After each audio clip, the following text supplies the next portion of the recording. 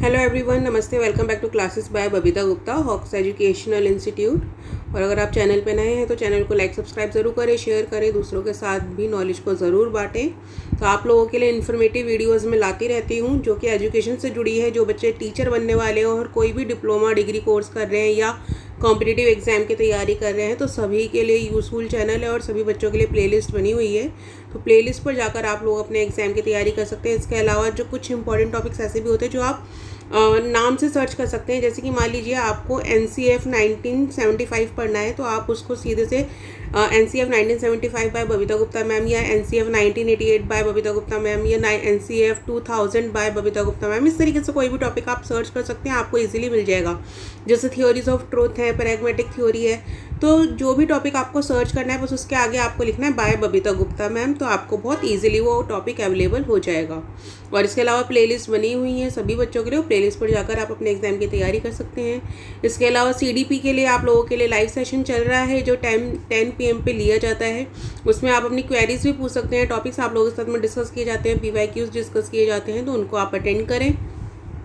और देखिए, एग्ज़ाम की तैयारी के लिए एग्ज़ाम्स का इंतज़ार बिल्कुल भी ना करें कि सिर्फ एग्ज़ाम आ जाए तभी हम हफ्ते 10 दिन पहले पढ़ेंगे, क्योंकि ये गलती बच्चे सबसे ज़्यादा करते हैं।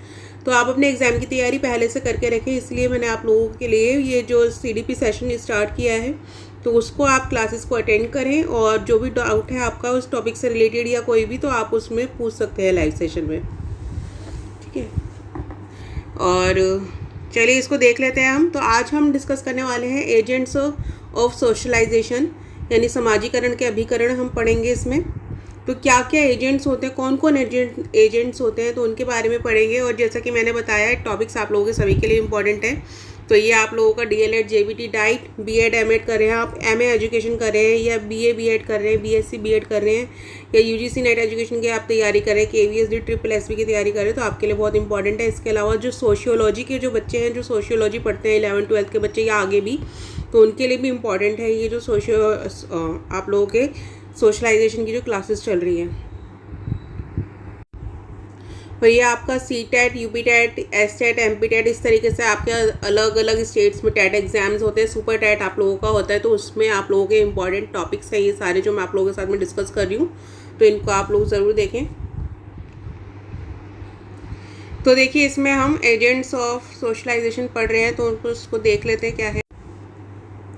Socialization is the process through which people are taught to be proficient member of a society। यानी कि सोशलाइजेशन यानी समाजीकरण एक ऐसी प्रक्रिया है जिसमें लोगों को सिखाया जाता है कि उनको एक समाज का एक जो होता है मेंबर किस तरीके से बनना है। मेंबर यानी कि इस तरीके का सदस्य बनना है जो कि हर चीज़ में क्या है, प्रोफिशिएंट है, यानी कि उसको क्या है, हर एक चीज़ पता है कि किसके साथ किस तरीके से डील करना है। It describes the way that people come to understand social norms and expectations, to accept society's beliefs and to be aware of social values। यानी कि जो सोशलाइजेशन की हम बात कर रहे हैं ये क्या है, ये डिस्क्राइब करता है लोगों को समझने के लिए कि जो सोशल नॉर्म्स हैं, यानी कि जो अगर हम समाज में नहीं कर रहे तो क्या नियम है, क्या कानून है, कैसे हमें किस तरीके से किसी से बात करनी चाहिए, क्या एक्सपेक्टेशंस हमसे रखी जाती हैं, क्या सोसाइटी के बिलीव्स हैं उनको एक्सेप्ट करने में हमें हेल्प मिलती है, और उनकी वैल्यूज़ जो सोसाइटी की वैल्यूज़ हैं उनको जानने में हमें हेल्प मिलती है। और ये सब किसके ज़रिए होता है, सोशलाइजेशन के ज़रिए होता है, समाजीकरण के ज़रिए होता है। Agents of socialization are social groups and institutions that teach people about the world and their place in it। यानी कि एजेंट्स ऑफ सोशलाइजेशन क्या है, समाजीकरण के जो अभिकरण हम इसको बोलते हैं एजेंट्स को, और कई बार आपको पेपर में एजेंट्स ही लिखा भी आता है। तो ये क्या है, सोशल ग्रुप्स हैं, एक सामाजिक समूह है या इंस्टीट्यूशंस हैं जो लोगों को सिखाते हैं कि क्या उनको जो दुनिया है और किस तरीके से उसके साथ में बिहेव करना है, लोगों के साथ में क्या बिहेव करना है, और जिस भी प्लेस पर आप हैं दुनिया के, तो वहाँ पे आपकी क्या जगह है और आपको आपसे क्या एक्सपेक्ट किया जाता है। तो ये कौन आप लोगों को डिस्क्राइब करता है, ये एजेंट्स ऑफ सोशलाइजेशन, जो कि क्या है, सोशल ग्रुप्स, वो डिस्क्राइब आपको करते हैं। तो ये जो हम एजेंट्स की बात कर रहे हैं कौन कौन है देख लेते हैं। These agents can include family. अब इसको 1 by 1 हम देखेंगे स्टेप बाय स्टेप। तो सबसे पहले आपका फैमिली आ जाता है, क्योंकि फैमिली हमारी क्या है, फर्स्ट सोसाइटी होती है ना। तो this is the primary agent of socialisation for most people, यानी कि बहुत से लोगों के लिए क्या है, फर्स्ट एजेंट होते हैं समाजीकरण के। क्योंकि कुछ लोग होते हैं जिनकी फैमिली नहीं होती, वो दूसरों के साथ ही पलते हैं, बड़े होते हैं, तो इसलिए यहाँ पे मोस्ट पीपल लिखा हुआ है, ऑल नहीं लिखा हुआ है। The family provides the child with its first social contact with the world, यानी कि जो फैमिली है, परिवार है, वो क्या है, बच्चे को एक तरीके से आपको बताता है कि किस तरीके से सोशल कांटेक्ट होना है। और आपकी फैमिली ही वो पहली सोसाइटी है जिससे आपका फर्स्ट कांटेक्ट होता है, जिससे आप बातचीत करना सीखते हो। जैसे कि आपके मम्मी पापा हैं, है ना, जिनका आप नाम लेना सीखते हो, मम्मा पापा बोलना सीखते हो, फिर किस तरीके से आपको क्या क्या चीज़ें बोलनी है वो भी वही सिखाते हैं, आपको कैसे बिहेव करना है वो भी वही सिखाते हैं। Parents values and behaviours can have a profound effect on their children, यानी कि जो पेरेंट्स होते हैं उनकी जो वैल्यूज़ है, वैल्यूज़ यानी जो उनके मूल्य है, जो उनकी सोच है, जैसा उनका व्यवहार है, उसका क्या है, उसका इम्पैक्ट पड़ता है किस पर, उनके बच्चों पर असर देखने के लिए पड़ता है। क्योंकि जैसे पेरेंट्स होंगे, जैसे बात वो करेंगे, जो उनका टोन रहता है, वैसे ही क्या है बच्चे के अंदर देखा जाता है कि वो भी वैसे ही बात करता है, उसी तरीके के शब्दों का इस्तेमाल करता है। नेक्स्ट देख लेते हैं। नेक्स्ट एजेंट है school.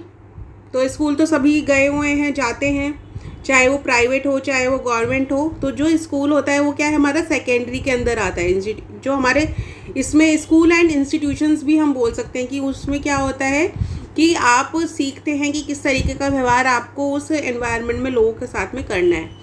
So when a child reaches is school age it starts to widen its socialisation cycle, यानी कि जब बच्चा स्कूल पहुंचता है तो वो अपना जो समाजीकरण का साइकिल है उसको क्या है और बढ़ा लेता है। क्योंकि अभी तक उसके सिर्फ फैमिली थी, उसके भाई बहन मम्मी पापा थे, अब उसके साथ में उसके टीचर्स भी होंगे, प्रिंसिपल होंगे, जो उसके कोच होंगे, पीयर्स होंगे, उसके जो फ्रेंड्स होंगे, सब इसमें इंक्लूड होंगे। The learning is more formal in school, तो क्योंकि स्कूल के अंदर लर्निंग कैसी हो जाती है, फॉर्मल हो जाती है, औपचारिक हो जाती है। The school helps the child to adopt to the school order functioning to prepare the child for a stable adult life. और जो स्कूल है वो क्या है, हेल्प करता है एक बच्चे को कि सोशल ऑर्डर किस तरीके से अडॉप्ट करने। सोशल ऑर्डर का मतलब क्या होता है, समाज में आपको किस तरीके से रहना है। जैसे स्कूल है, स्कूल में आपको किस तरीके से रहना है, वहाँ पे क्या नियम है, क्या कानून है, तो उसको अडॉप्ट करने में जो आपकी हेल्प करता है वो स्कूल करता है। और आपको बड़े होकर जब आप एडल्ट होंगे, आप प्रौढ़ अवस्था में आएंगे, वयस्क होंगे, तब आपको किस तरीके से फंक्शन करना है, तो ये सब भी आप कहाँ सीखते हैं, स्कूल के अंदर सीखते हैं। The school imparts certain technical and intellectual skills as well as the cultural heritage of society so that the individual is able to integrate into society. तो जो स्कूल्स होते हैं वो क्या है कि आपको स्किल्स देते हैं, जिसमें कि स्किल कैसे टेक्निकल और इंटेलेक्चुअल स्किल्स होते हैं, और इसके साथ साथ आपको कल्चरल हेरिटेज भी सिखाया जाता है, संस्कृति और सभ्यता भी आपको लोगों को सिखाई जाती है।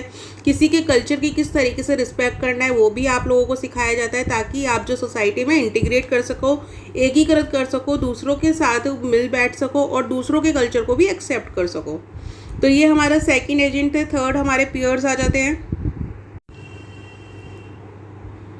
Peer groups are a major source of socialization for adolescents, providing opportunities to engage in different activities than with family. यानी कि जो पीयर ग्रुप्स होते हैं ये क्या है, ये भी एक समाजीकरण का बड़ा हिस्सा होता है, स्पेशली इन एडोलेसेंट से, जिसको हम किशोर अवस्था बोलते हैं। क्योंकि किशोर अवस्था में बच्चे जो है अपने दोस्तों के साथ ज़्यादा रहना पसंद करते हैं, उनके साथ अपनी फीलिंग शेयर करना पसंद करते हैं, है ना।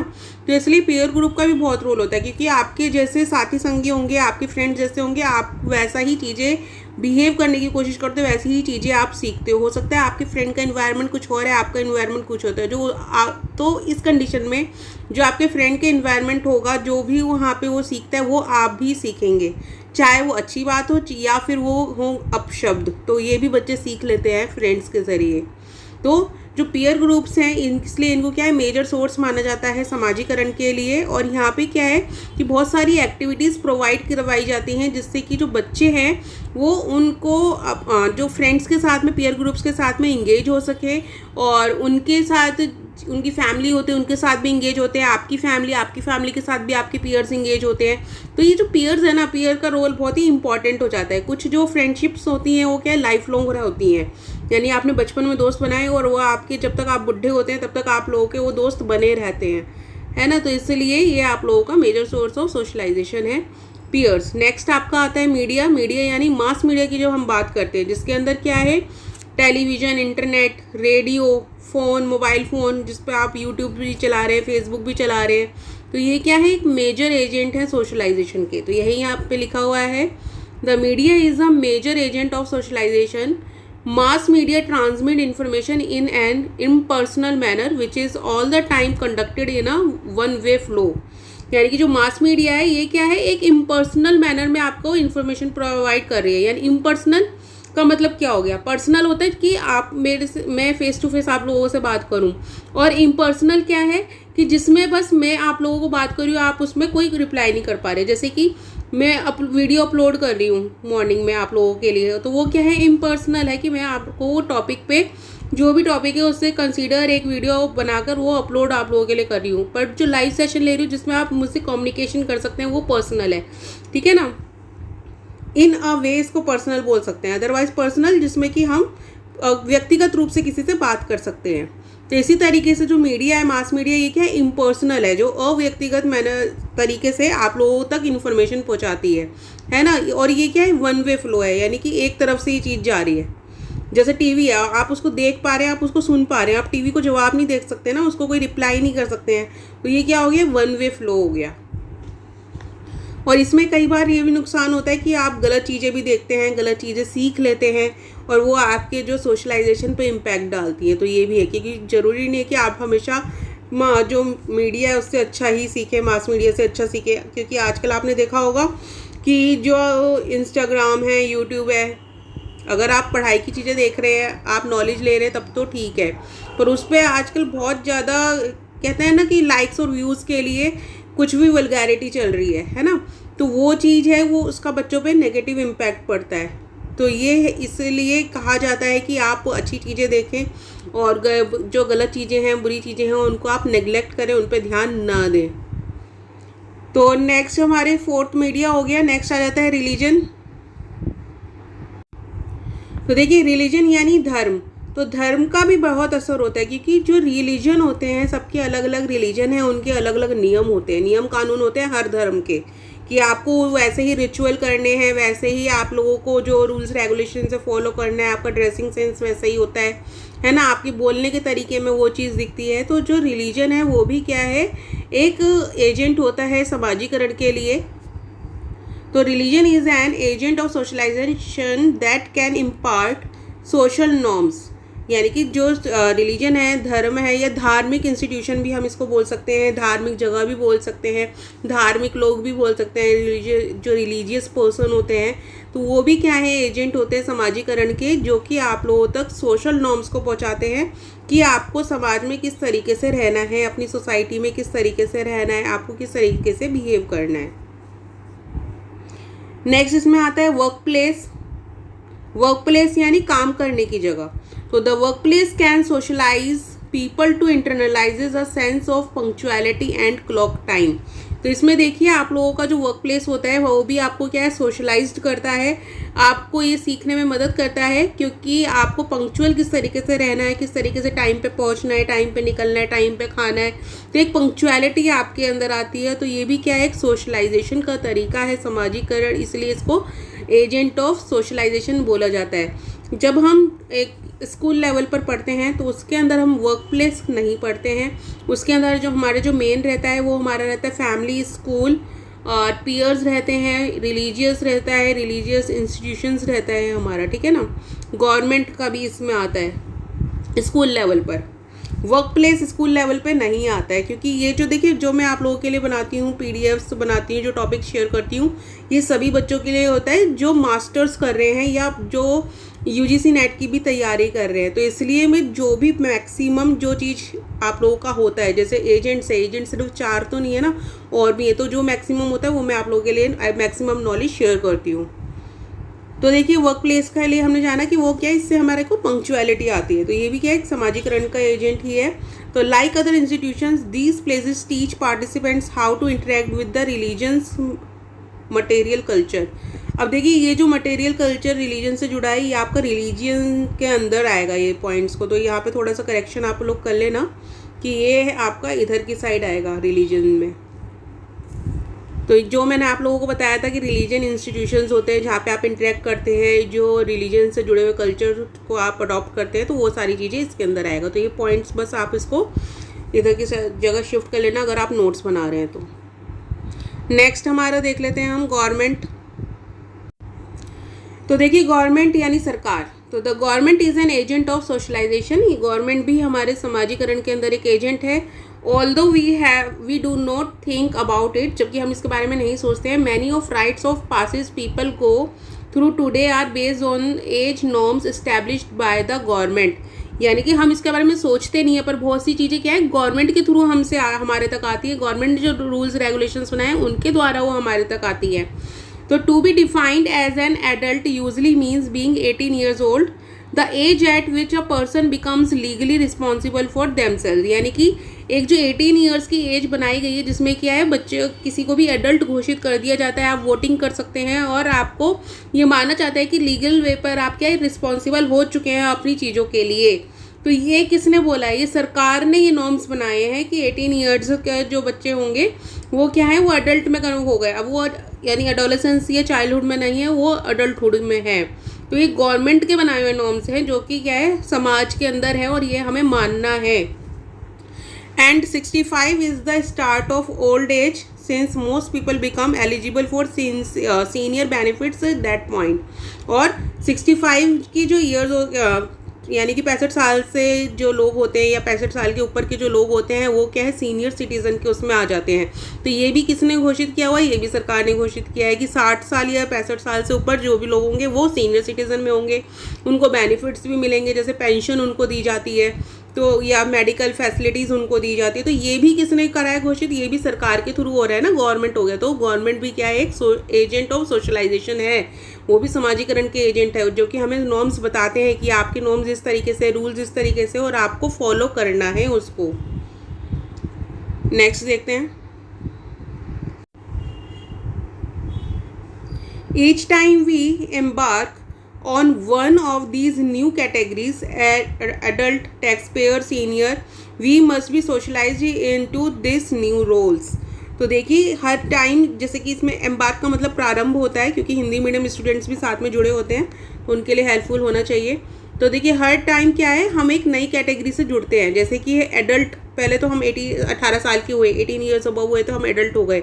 उसके बाद में अगर हम जॉब कर रहे हैं तो टैक्स पे करेंगे किसी ना किसी चीज़ पे। अगर हम जॉब नहीं भी कर रहे हैं तो कोई भी हम सर्विस ले रहे हैं उसमें हम टैक्स पे कर रहे हैं, है ना। इसके बाद सीनियर होते हैं। तो ये सब क्या है, ये सोशलाइज्ड नॉर्म्स हैं जो कि हमें मानना है। यानी कि समाज में जो टर्म्स निकली हुई हैं, जो बातें हैं या इनकी जो रोल है उनको हमें एक्सेप्ट करना है, जो कि गवर्नमेंट के थ्रू निकाले गए। ऐसा नहीं है कि किसी ने घर में बोल दिया कि अब तुम 15 साल के हो गए अब तुम एडल्ट हो, नहीं।